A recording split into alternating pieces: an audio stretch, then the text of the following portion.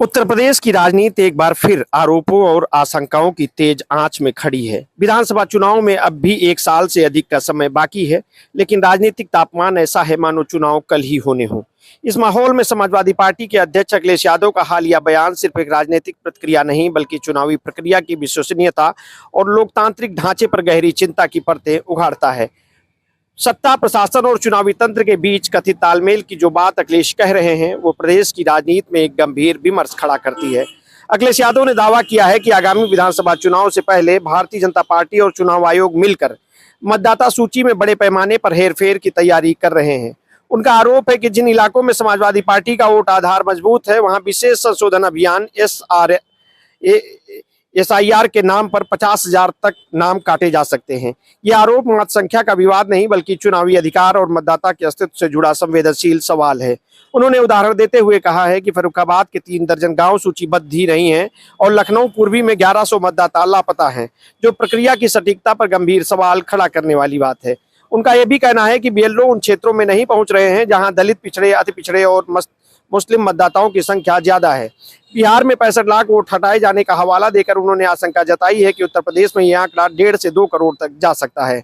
अखिलेश का आरोप है कि चुनाव आयोग ने बिना तैयार और पर्याप्त मानव संसाधन के ही प्रक्रिया शुरू कर दी है, जिसके कारण BLO पर इतना दबाव बना कि गुजरात, तमिलनाडु, पश्चिम बंगाल और राजस्थान में कुछ ने आत्महत्या तक कर ली है।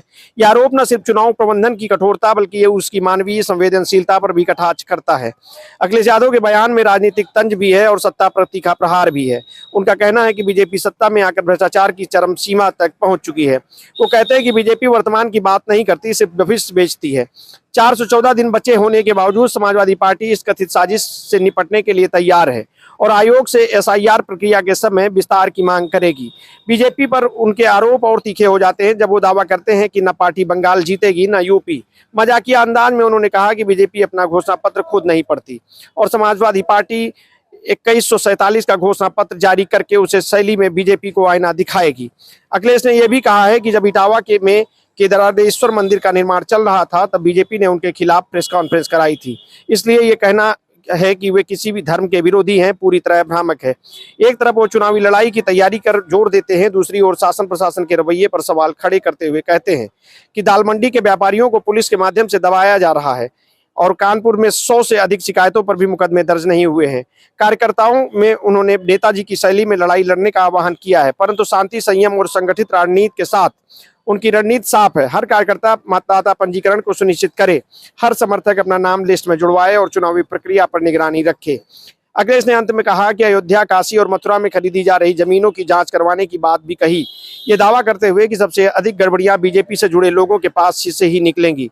ये बात इस राजनीतिक बहस को और केवल चुनावी प्रबंधन के स्तर तक सीमित नहीं रहने देती, बल्कि जमीन, सत्ता और धार्मिक प्रतीकों पर आधारित राजनीति के व्यापक ढांचे पर चोट करती है।